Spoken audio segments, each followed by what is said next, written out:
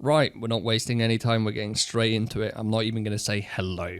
Today, I'm going to be showing you how I make my fail stacks and how you can do the same. Quick disclaimer, I'm not claiming these are the best methods, but this is what works for me, and maybe it could be useful to you as well. Alright, with that out of the way, let's get started. So, something you're going to need is Reblath. I click on gloves. I prefer them. You can use either gloves or boots since the cost is the same. The only two ones you want to avoid is the helmet and the armor, because the base cost is higher, which means when you're repairing, you're going to be spending more silver than you have to. As for the location, you're going to be doing this in Belia, as Trananandafo is the blacksmith that sells the Reblath gear. Now, you're going to want to have a few pieces at Pry. The more you have, the more convenient the entire process is, because you'll have less points where you're stuck with too many of X, like too many duos, too many tries, or too many pries, whatever, right? So by having more, you're making the process more lenient and more enjoyable for yourself. That said, you do not need to have as many as I have. Right, so at what stack, at what point do I click mine? I should note that I have a +2 to my permanent enhancement chance.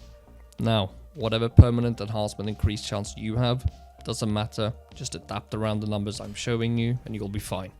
So, I click Pry to Duo 22 to 31, Duo to Try 31 to 47, and Try to Tet on 47 to 97.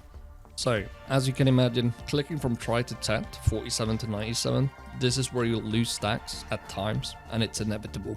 However, if you're not bothered with long-term efficiency and you just want a quick 110 stack, you can consider clicking down.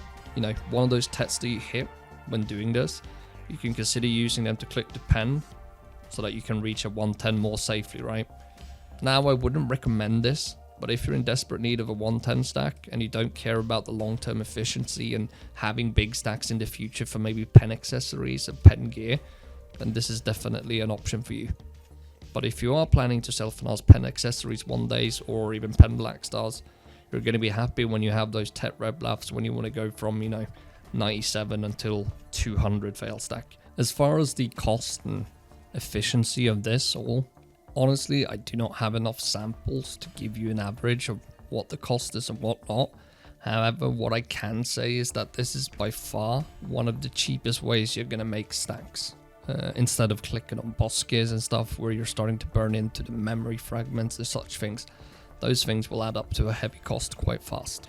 Now, that's not to say that you can't make profit enhancing boss gear and whatnot. You can, for sure. There's multiple people out there doing it. Examples, Biohack and Salt. They both have great streams when it comes to that type of stuff. So if that's of your interest, you should really check them out. However, like I said, I myself don't have enough knowledge about that, so I don't do that.